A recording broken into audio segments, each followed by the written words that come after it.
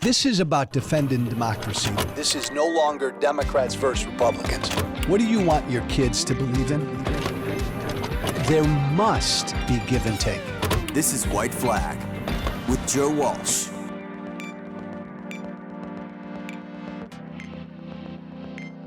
Hey, Joe Walsh, former Congressman Joe Walsh. I hope you're having a good week.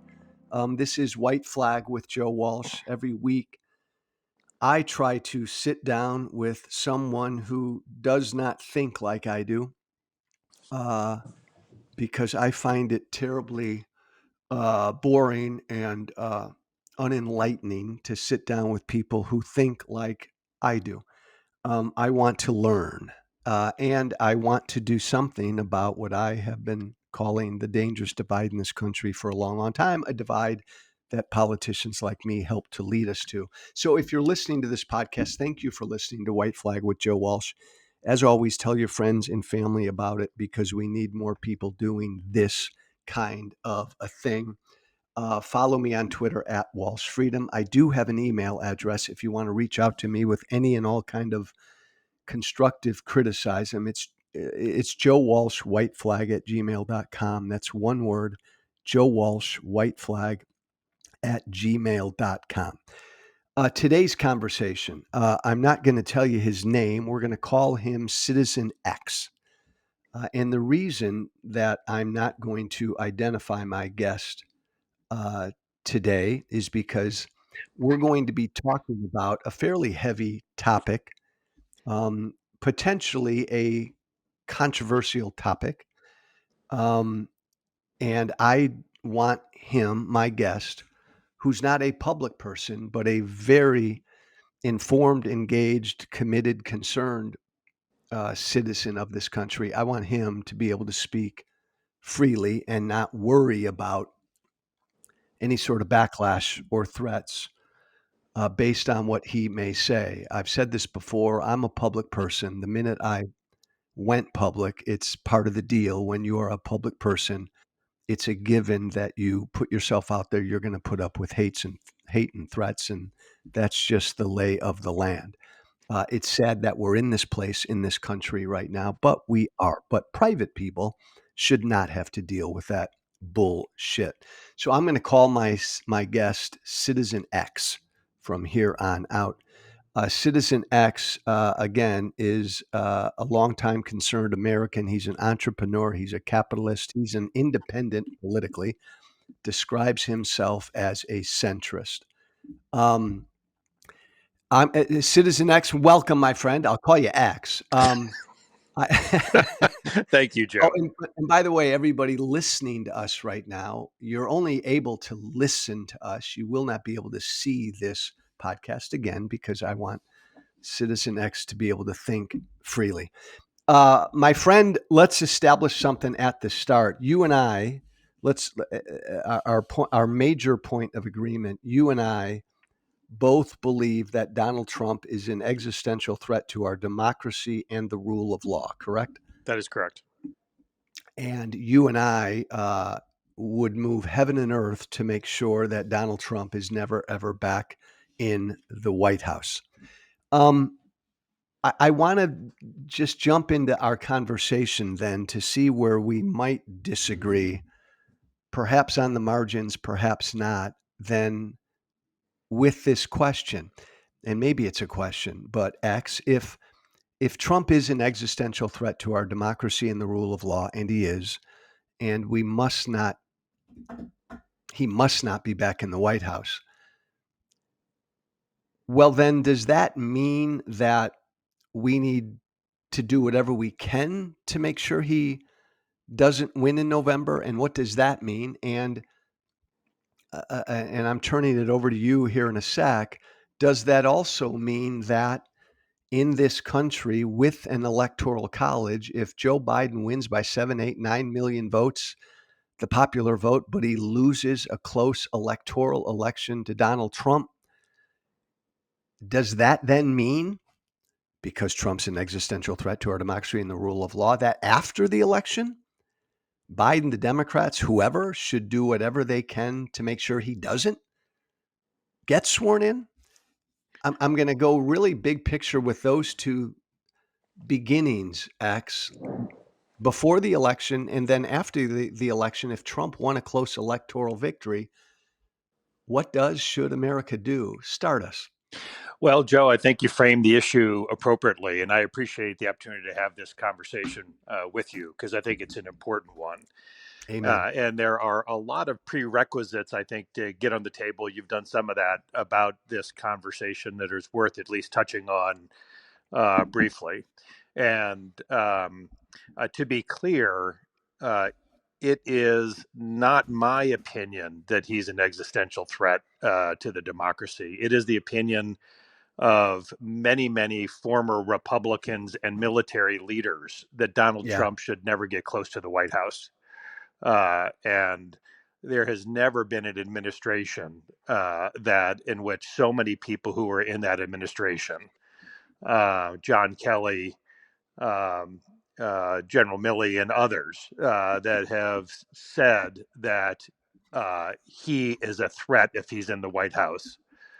He's incompetent and all the other characteristics Yeah, of, actually, X, continue down this yeah, road because let's specify what you and I mean. Because you know me, whenever I say that on TV or yeah, anywhere, Trump's a threat, I get bombarded by "Shut up, Joe." Blah, blah, blah.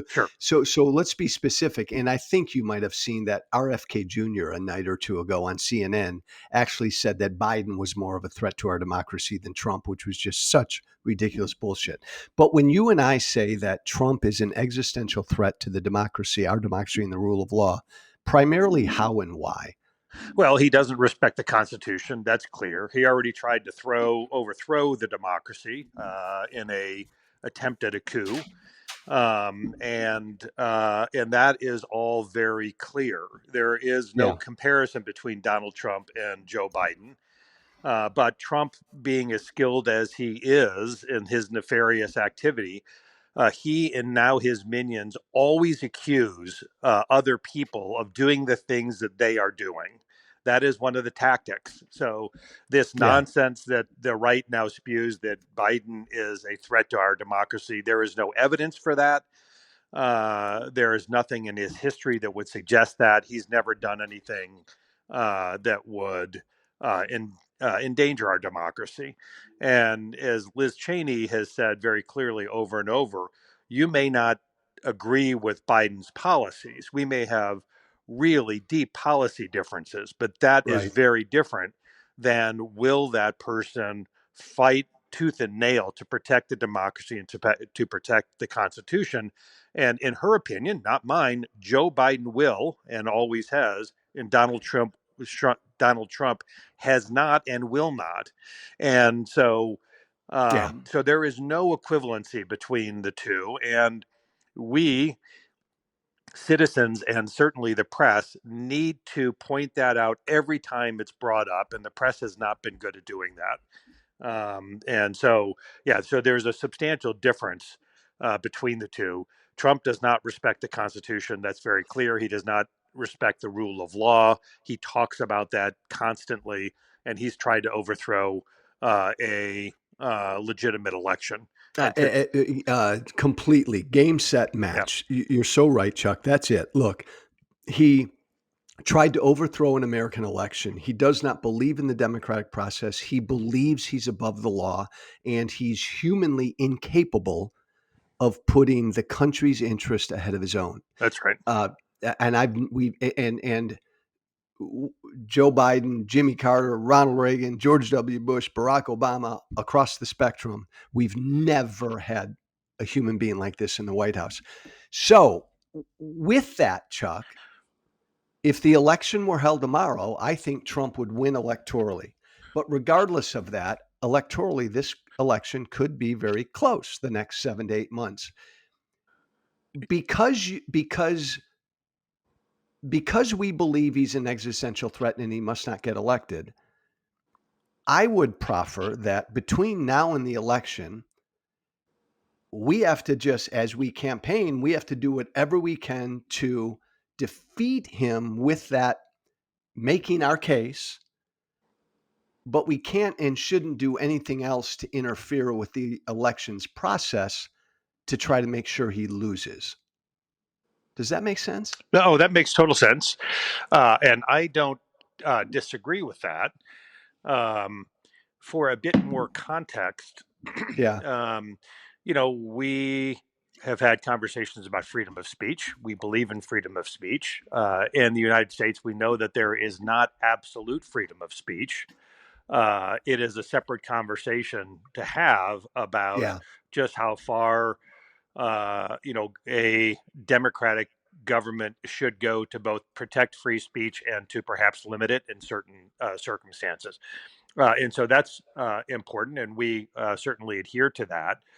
But interestingly, and I don't quite know what to do with this, we have an electorate, a large number of people of whom are going to vote for Donald Trump, and the democracy cannot survive in the face of an uninformed electorate, or an electorate that is just not in touch with reality. And you have a very substantial percentage of people who still believe that the 2020 election was stolen. They are about to vote for a person who tried to overthrow a democratic election in the United States. And so, what does one do with that electorate? We certainly respect them as citizens. We know them; they're our friends. Um, I spent a decent amount of time in rural parts of the country. I love those people. I spend time with them. But what do we do when an electorate is also not connected to reality? They buy the falsehoods and the misinformation Okay. that Okay. Trump is Stop. spewing. Stop there, X. Agreed. And uh, agreed with your assessment of much of the electorate right now. And this is the base I come from. And most of them do still believe Biden lost that 2020 election. And you ask, what can we do? And my answer would be the kind of absolutist I am. All we can do is try to defeat them at the ballot box in November and do our best as we can to change any of their hearts and minds between now and November. But I wouldn't advocate we do anything else like, and I don't know that you are, like shut down Fox News for the next 7 months, or limit, have all social media companies automatically delete any false narratives out there. I mean, are there things you're advocating we should do because of this particular problem? I think that there are things that are being considered and that must be considered for the sake of democracy, and that's uh, going to be the point of our conversation, as you know. And so we should perhaps get into that. But I think that as we know, not only would we be putting a demagogue, Trump, into office should he win, and should the country allow that, but there is all indication that his base is incredibly violent, which is why we're not identifying me. Right, right, Republicans are getting threats all the time. They right. created this mess, and they are getting threats of their life if they happen to just articulate a concern about the direction that the party is going. And so um, I would fear what's being unleashed amongst that part of the population. And we face violence around the election one way or another, and so I think that's a real concern.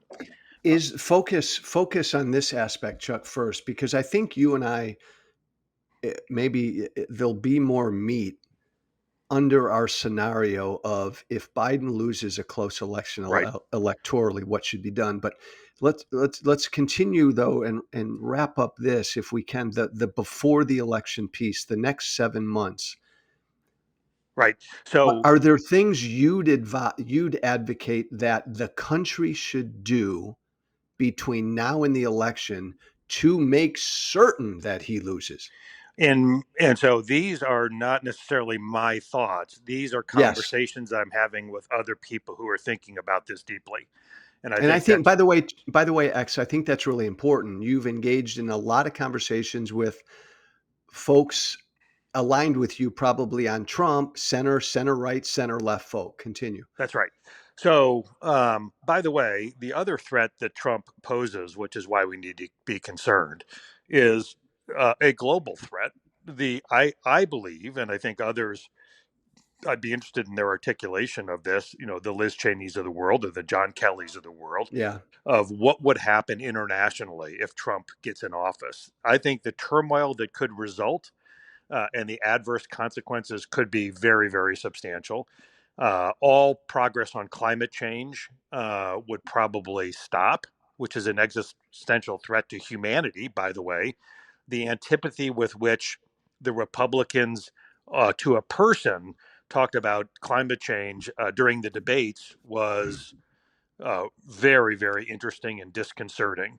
So there are all kinds of reasons to be concerned about this. I am assuming that the Joint Chiefs of Staff right now, today, and every day are exceedingly concerned about Donald Trump and believe him to be not just a threat to the country, but an international threat to global order. And I would agree with that. But do you think, I wonder about this, X, do you think the Joint Chiefs is engaged in any conversations? I know they're concerned about Trump winning, I but would I would. be, personally, I would be shocked if they weren't. And I would be shocked if they weren't because the Joint Chiefs cannot afford to have a global threat of that nature in front of them without at least talking about it. It would be very politically difficult to do. The and so that is that's of concern. But you know what? You know what's interesting here, X, is I'd be shocked if the Joint Chiefs or any upper level people in any of our major governmental institutions, who I would imagine almost all of them are as concerned as you and I are about Trump winning. I'd be shocked if they're having conversations because that would leak, that would get out. And my fear, X, along a lot of what you and I are talking about, is this double edged sword that it gives Trump the ability to say, election interference. They're trying to stop me from winning. Look at what the Justice Department's doing. Now, did you hear about this? That the Joint Chiefs of Staff has been having conversations because they're so concerned about trying to stop me from winning. To me, that we're in a dangerous area there where it almost fuels Trump and gives him an argument that, yeah, people, powerful people in government are trying to put their thumb on the election. It is that certainly would be the result if such conversations leaked out. And I have no inside information that they are, Mm-hmm. but I know that the military, as an example, takes climate change extremely seriously, right? Way Yeah. beyond what the Republicans would advocate for. The military has been, about in their own way the things that the Republicans would label as woke for a long time. And that's okay. In many ways, the military is a fairly progressive force in the way they think, because they have to be in many ways. And they have understood that from a military perspective, climate change, as an example, sea level rise and other things, has very important implications for the Navy, for national defense, and for other things like that. So uh, they have been managing climate change risks for many, many Well, years that's now. one thing, and I hear you there, X. That's Right. one thing. Conversations about climate change and uh, what a concern it is, Yeah. and maybe some beginning planning if he were to win, how they might then have to deal with that when it comes to even a specific issue like climate change. What I'm worried about is just the politics of this. Like, I don't want anybody in a governmental, I'll just say it, X, and you respond to it. I don't want anyone, and I think you'll probably get mad at me. and I need to remind everybody listening to my anonymous guest right now that both X and I want the same thing. We do not want Donald Trump to win. but I don't want anybody in an official governmental in their capacity as a government official weighing in on this election. Oh, completely. Well, I mean, yes, I both agree with that, and I think that the government and the military, and preferably entities such as the Supreme Court, would be thinking about threats to democracy. Yes. They would be thinking about threats to the Constitution. Now, Yes. I would say a large percentage of the population fully believes that the Supreme Court is now fully corrupted and politicized. And there's so much evidence for that, and no evidence that would say that that is not true. Uh, and and I will, so, I will, I will, I will, and we'll table this, yeah, but I will respectfully push back on a chunk of that, but yeah, we'll table right, that for now. yeah. Okay, so then we get to this point of what options do we have? We've put a bunch of prerequisites on the table. And if Trump is such a threat, if his followers are a threat, which I believe they are, we know that Trump would pack his next administration uh, with uh, mega believing minions, and that would be a threat. People should be aware of Project 2025, Yeah. which is utterly frightening for average Americans. Should be if they're aware of it. Sadly, many Americans, even with political opinions, are not particularly aware of what's going on or what the details are. Um, and Yeah. so we have two choices. The country is, and I'm not saying which one I believe. I'm just echoing the conversations that I'm hearing out there. If Trump wins, um, we know that if he loses, he will contest the election. He could lose by a landslide, and he will still contest the election because that's the way he is. And he probably will propagate violence if he loses. Um, if he wins by the electoral college and Trump wins or Biden wins, like he probably will by who knows 6 million or 8 million votes, um, then we have two possibilities. So stop. I'm going to Yeah. stop you. I'm going to stop you, X, because I want to make sure we've maybe wrapped up the first part of this. Okay. Is there anything above and beyond for the next 7 months before the election that you think should be done above and beyond just normal campaigning, beat him at the polls? Is there anything above and beyond that that you believe the country should do to try to make sure he doesn't win? Well, the Supreme Court. Uh, I am not a lawyer. Um, but the Supreme Court, to my understanding, said that the state of Colorado could not, in and of itself, keep Trump off of the ballot. The Supreme Court did not say that Trump could not run. That case has not been brought before the Supreme Court. I'm very dubious about the integrity of the Supreme Court, as we just mentioned. Yeah. You're less so. But I am very dubious about the intent of the Supreme Court. Talk about undemocratic. What Mitch McConnell did in terms of denying Barack Obama a Supreme Court choice is emblematic of where the Republicans have come over the last 80 years. Trump is a symptom of that. He is not the cause of that. The cause of Well, that is and by the way, X, I agree. Look, yeah, I had no problem with Colorado, Maine, any states right, uh, trying to get him off the ballot because right. I think he committed insurrection, He did engaged in insurrection. So clearly, I had no problem with that effort. That's part of our democratic process. Um, I the other area though that I don't have a problem with either, and you probably agree, it blows me away that we're 3 years and 2 months removed from January 6th. And that guy, the guy who incited January 6th, still hasn't been even put on trial for it. So I wouldn't delay any of these trials until after the election. I hope they don't do that. no.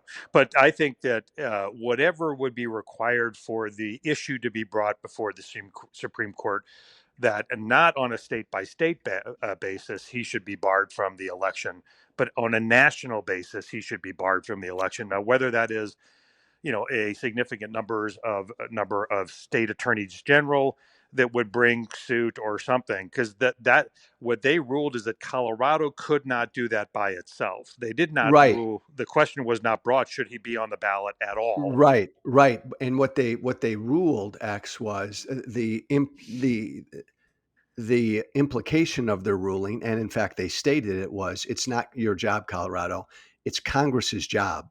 So, they created the scenario of, and they acknowledged this, that it's Congress's job to either right now pass a law that says he can't be on the ballot, or after the election, if he were to win, before he's sworn in, Congress, the Supreme Court basically said, Congress, this is your duty. You can do it after the election. Right.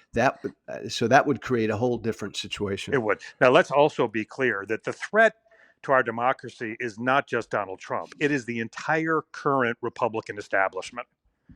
That Mitch McConnell could consciously say that he was supporting Trump is almost unimaginable. And Trump goes down, or McConnell goes down in the annals of disgrace, political disgrace, for doing so. And there is, so that the condemnation that we have and the threat is not just Trump, it's everybody who supports Trump, to, particularly the politicians. They Well, are a fundamental threat because they're going along with what he is doing. They have not yes, condemned the agreed, insurrection agreed. and whatnot. If he's a threat and you enable him and go along with him, then you're the problem That's too. right. That's right. So So, here we have the current scenario is, uh, should anything be done in advance of the election? And in the scenario that Trump wins the electoral college, obviously loses the popular vote, what might happen then? These are not my opinions. This is just the conversations I've been having with and people. and let me jump in, X, and set the table, and then I want to hear what you have been hearing, Right. because I want people to understand what was the genesis of this conversation to begin with.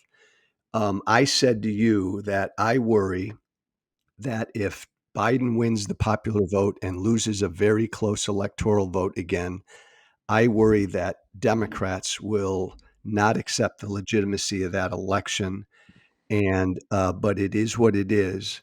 And you said to me that you've heard in your conversations with lots of other folks that a scenario like that, Biden wins the popular vote by 7, 8, 9 million people. He loses barely the electoral college vote. You've actually had smart, intelligent people tell you, raise to you, that Joe Biden ought to consider not leaving office to make sure that Trump is not sworn in, or stuff like that. Go ahead. Yes. So that gives us a couple of choices to talk about. If Trump were to win the electoral college, and we believe that the first day he comes into office, he starts to do all the things that he says he will do, which is, attack political opponents, and a wide number of other things. Start to enact this Project 2025. Um, uh, there are options. One option is that the population who believes otherwise would have to remain very, very active, at their own risk, their own physical risk and otherwise, to oppose Trump, to bring lawsuits, to get in the way of the things that he's trying to do. But as you know, Trump is already arguing that he has absolute power as the president. He's argued that. He's asked the Supreme Court to judge on to rule on that. So I have no confidence that he would be restrained in the least, and I have all belief in the world that he would begin to use the military and others against U.S. citizens. There's Do, nothing to do suggest he wouldn't do that. X, do you think, and have you talked to people who think that window between election day, Trump ekes out an electoral victory, and then January 20th, 2025, the next president is sworn in? Have you heard anybody suggest that anything should be done in that window? Oh, I've heard people suggest that they're going to move their money overseas and that they're going to think about moving to Portugal and places like that. But the scenario that I've been inquiring with people about, and that people are talking about, is should President Biden, with the Joint Chiefs, with um, reality-based Republicans like Liz Cheney, with whom they And would. by the way, X, let me Yep, just jump in. It's an important point you just made. Under that scenario, Trump ekes out an electoral victory and he loses the popular vote before he's sworn in January. I don't give a damn, like regular people. Sure, a lot of people may leave the country. People sure, will be upset, whatever. right. What I want you and I to focus on, is there anything the government should do? Yeah, exactly. Yeah. Go ahead. So is there a scenario where, in order to preserve the democracy, given the likelihood that Trump will destroy it, not my opinion, the opinion of mainstream, former Republicans, is there an argument to be made that Biden, with the Joint Chiefs, with, and I'll use this intentionally, reality based Republicans, because the Yeah. Republican establishment right now is totally disconnected from reality. They lie continuously to the population, and that's not okay. So, reality based Republicans would be Adam Kinzinger, you, Liz Cheney, folks like that. Should they come together, create a power sharing government? So it's not the Democrats doing it, it's not Biden doing it by himself. It is a power sharing government that would say, we are not going to allow Donald Trump to become president. Okay, stop there. That's fascinating. Stop there for a moment. And I want, again, I want to make 2 points right here. I want everybody listening to understand what my unidentifiable guest just said. And I know there's a part of my guest that believes what he just said, but he's heard others, engaged, smart Americans, suggest the same sort of thing, that Donald Trump wins the election electorally in November. And because he's such a threat to our democracy, there are smart people out there actually thinking, suggesting, and might advise that Joe Biden, along with the Joint Chiefs of Staff and a cabal of reasonable Republicans, step in, stop the will of the people from being enacted, and put forth a power sharing new government to make sure that Donald Trump is not sworn in. Point A is, whether you agree or disagree with an action like that, the fact that we're even having this conversation and people are even thinking about this tells us what a threat Trump is. That's first. Second, that's a fascinating way to frame it, X, and that's a fascinating way for other people to put it to you. My gut and my head reaction to that is, and I hate Trump more than anybody, hell no. If you do that, this democratic experiment is over. Go. So, right. So if you, uh, the prospect then is, do you use very undemocratic maneuvers to save the Yeah. democracy? Or do you adhere to democracy when you know that the guy taking over absolutely uh, will not adhere to democracy and will undermine the Constitution from the minute that he is brought into the White House? He talks What about do it all you the time. His people how support that and otherwise. I would respond, and then I want you to respond, and I love the way you framed that. Do you use undemocratic maneuvers, measures to, in essence, save our democracy? Um, and I would answer no, because the moment you do that, our democracy ends, period. Even though, and I'll just say this and then jump all over me, X, I have no doubt that if the if the roles were reversed, Trump would do any and all of this, but go ahead. Exactly. That's exactly. And he already's tried. Yeah. And so you would have to know that by adhering to democratic principles, you're giving up the democracy. And then yeah, right, and then I would say, "Okay, he's in the White House again," and I'd turn to you and everybody else and Liz Cheney and everybody else and say, "Okay, buckos, Let's fight like heck let's to preserve fight like things. fucking hell now to preserve this thing." That's right. And in my so of those two scenarios, as I've kind of listened to the conversation, and then much more intentionally started asking people which scenario would they support. I've not been keeping exact numbers, but it leans a little bit to we have to adhere to the results of the election. But And it's not overwhelming? it is close to 50-50. Oh, that's amazing, Chuck. So 50-50 on that question. Do we use undemocratic maneuvers measures to save our democracy, or do we have to suck it up and accept the results of election? You're engaged with a lot of smart center right, center left people, and it's 50-50. Make the case that they make and or that you would make, but that they make for no, Joe, use undemocratic maneuvers right now to save our democracy if Trump wins. Have Biden, the Joint Chiefs, Republicans and Democrats come together on a power sharing government. Make the case. How would they make that case for that type of a position? Number one, most people would say that the Supreme Court can't be trusted. So Okay. we don't have that backstop. Um, and so I think that's an important thing that many people feel right now. Right. And then they believe that Trump has already demonstrated his disdain for democracy and the rule of law. And so it is very difficult to fight someone like that who disobeys all the rules by using all the rules. So you constrain yourself when you try to take the high ground and the other person doesn't care Ah, about the high ah, ground. ah, ah. In essence, X, it's the don't bring a knife to a gunfight. That's exactly right.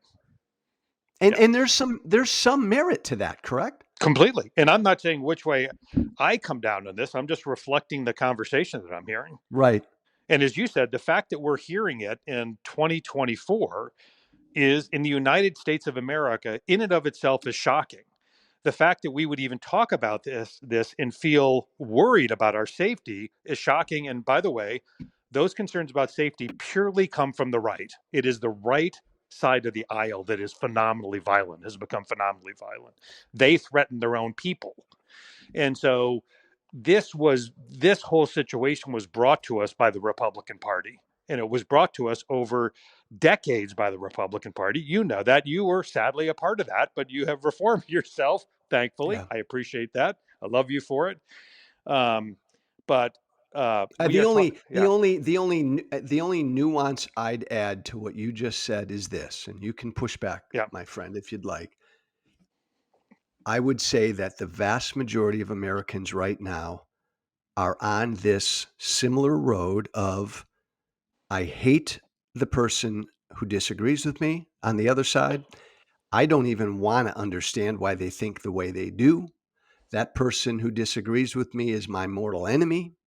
And I'm indifferent violent toward that person who disagrees with me, or I'm okay if that person's dealt with violently. That road right there, X, I agree with you that MAGA, the right, my right, is further down that road, and the ultimate end of that road is violence. yeah, I think that's right. And But but I don't agree that there is equivalency. As an example, um, I try to talk with people and you do as well. I would just reflect on your podcast.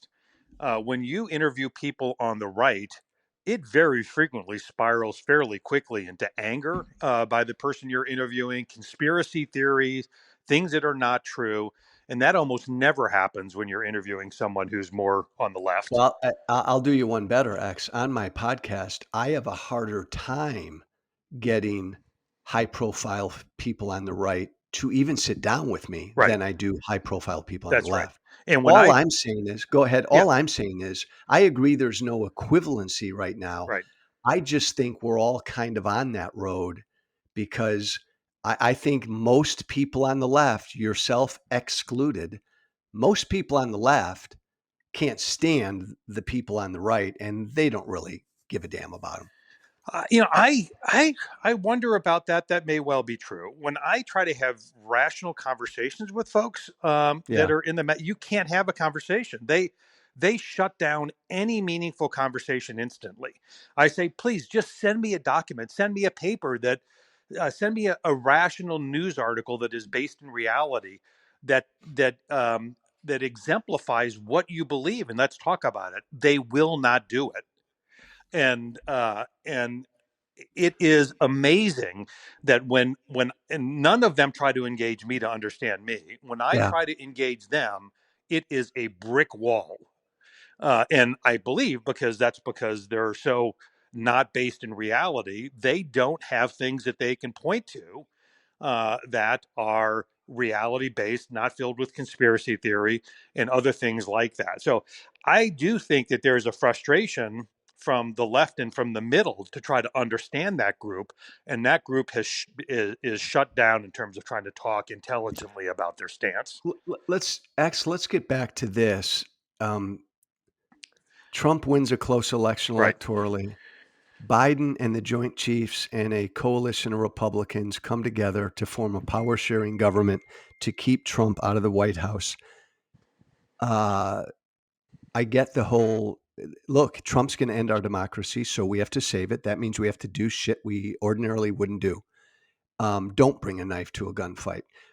What else is there anything else you've heard that buttresses that argument, makes that case? No, but I would think that given the risk that is in front of us, that the Democrats, the Biden administration, the reality-based Republicans, and that the Joint Chiefs, they would be mistaken not to talk about all scenarios. Uh, But when would they have those conversations? well, I think they might start having those conversations now if they hadn't had them already. They might wait until the decision of the election was that the results of the election were clear, whenever that's going to be, November 5th, November 6th, I, because we have about 2.5 months before the transition happens. So, right, and again, I say as a out and out never Trumper who doesn't want him to win. If I knew Joe Biden, the president of the United States, was having conversations with the Joint Chiefs right now on what could or should be done if Trump wins, I'd hit the roof.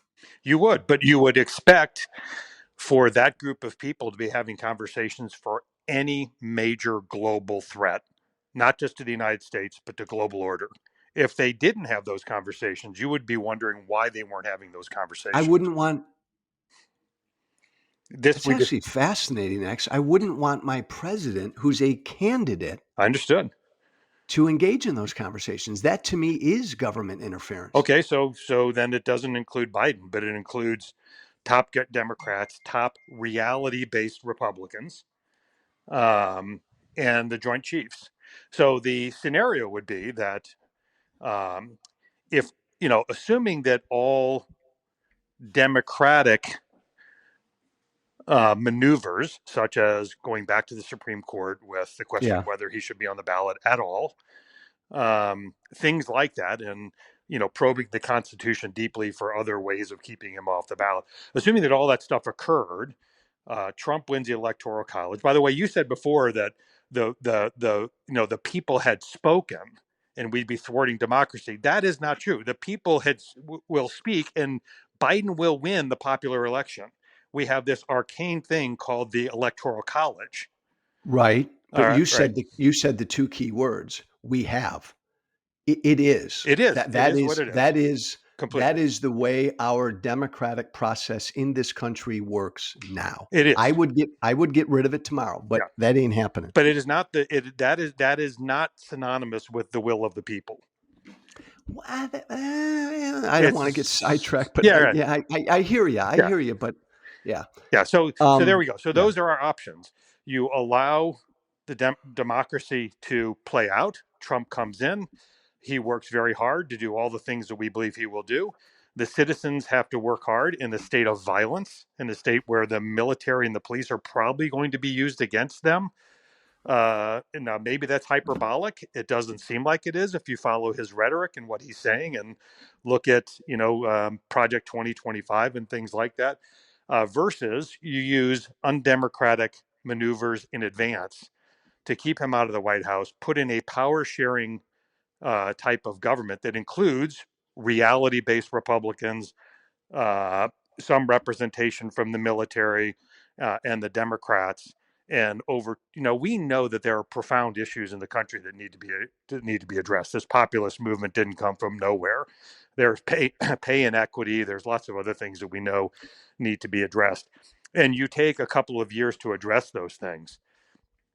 I don't even know if that's possible. I certainly don't know that anybody in the administration or in the Republican Party, the Liz Cheneys of the world, would participate in such conversations.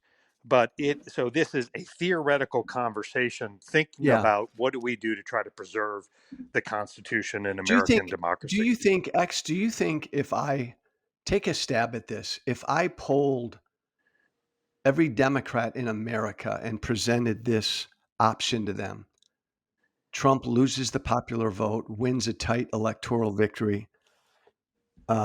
A, Biden, the Joint Chiefs, a coalition of reasonable Republicans come together to form a power sharing government to keep Trump out of the White House, or B, accept the results of the election, participate in the peaceful transfer of power, and that's it.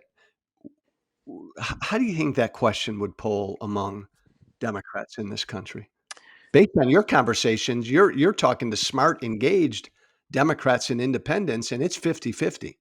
It's 50-50. If you talk to probably a general population, it might be 75% would opt for do anything to keep him out of power.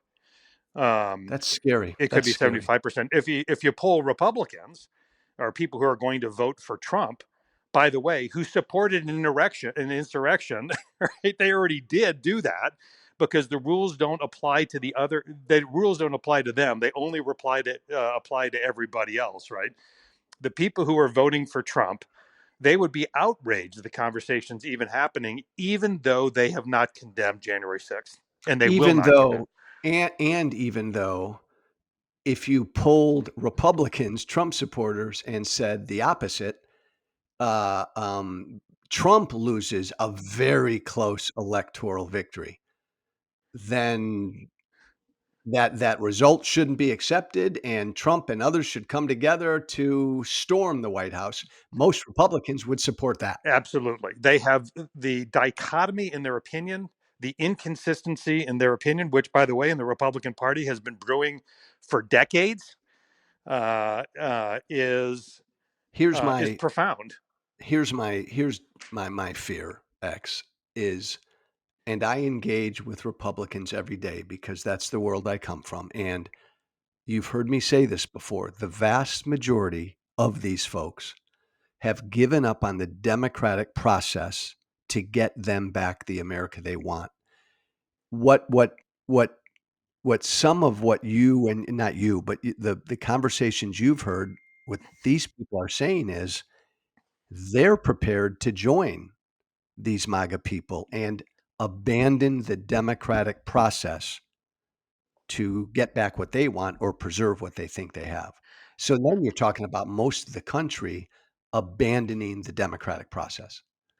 Uh, well, so there is the MAGA group that has already gone there intellectually.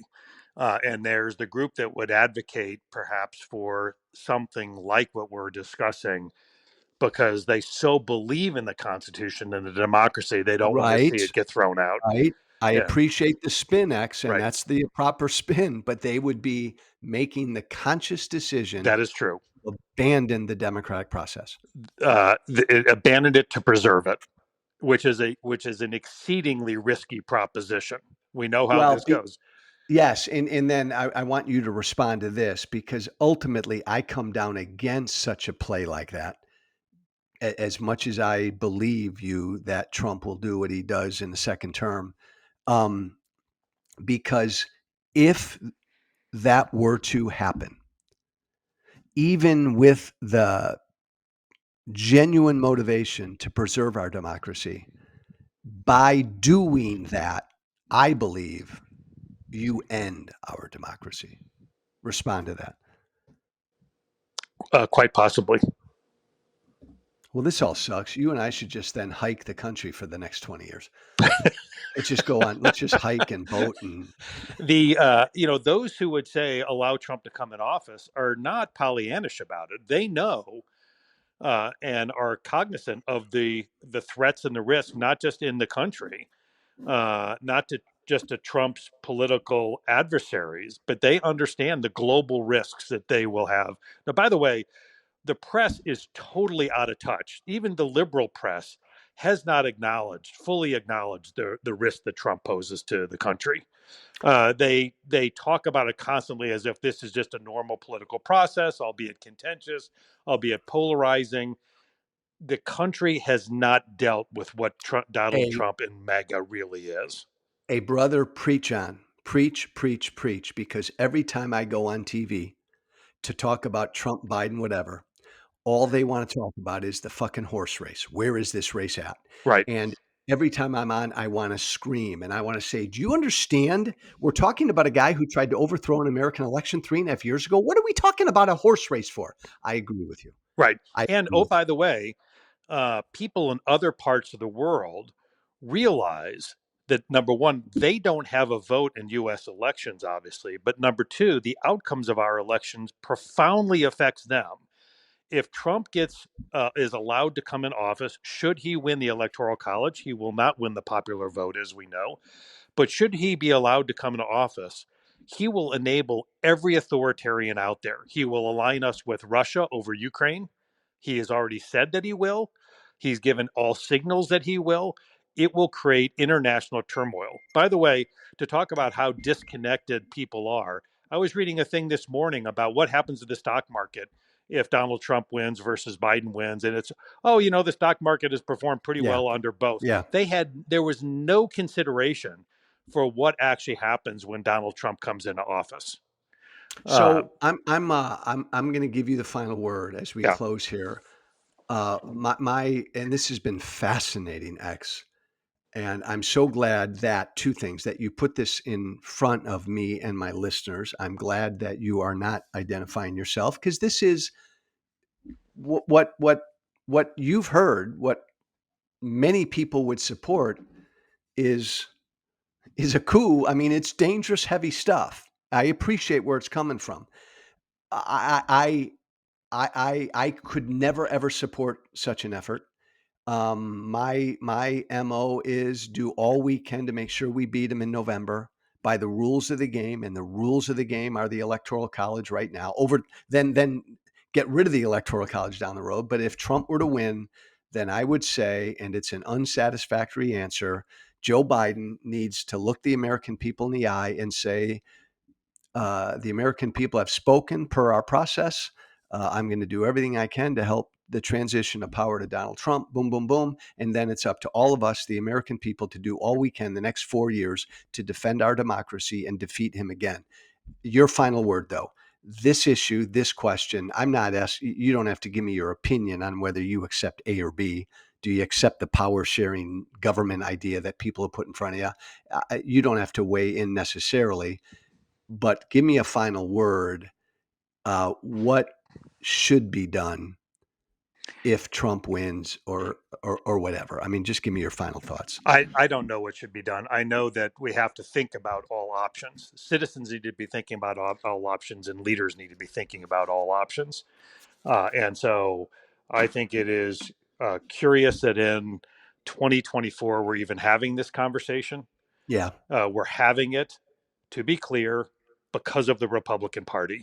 And we're having it because of the Republican Party, not due to Donald Trump, but due to decades of orientation of the Republican Party around authoritarianism and other things like that. Newt Gingrich said it in the late 90s. We will stop at nothing to get what we want. You know what? I'll pull a Ronald Reagan. There you go again, X.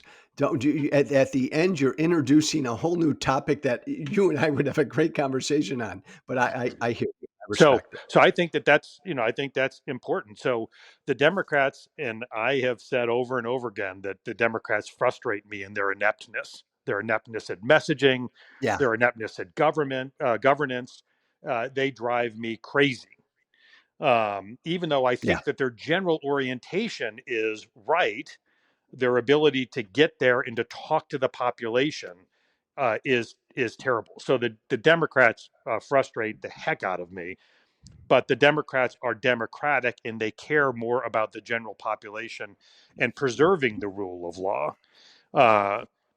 Uh, and so yes. again, go back to what Mitch McConnell did about to deny Barack Obama a Supreme Court choice.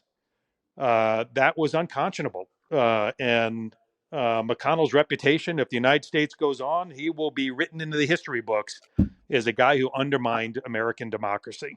I agree with much of what you say about McConnell, Right. but again, there's a history there because Harry Reid, when he was Speaker, made the first move to get rid of the filibuster on certain court Understood. Yeah, appeals. So he started, but you, yeah. But you understand these things a totally, lot better than I. You have the details totally of a though. lot of the history more than Oh, I do, I for sure. completely agree. I give you that. X, I am indebted to you for bringing up this topic. It's such a important thing to think about. Amen. Thank you, my friend. Joe, thank you. Appreciate it. Thank you for listening. Remember to listen, share, and follow White Flag with Joe Walsh on Apple Podcasts, Spotify, and everywhere great podcasts are found. And be sure to leave a 5-star review. This has been White Flag with Joe Walsh.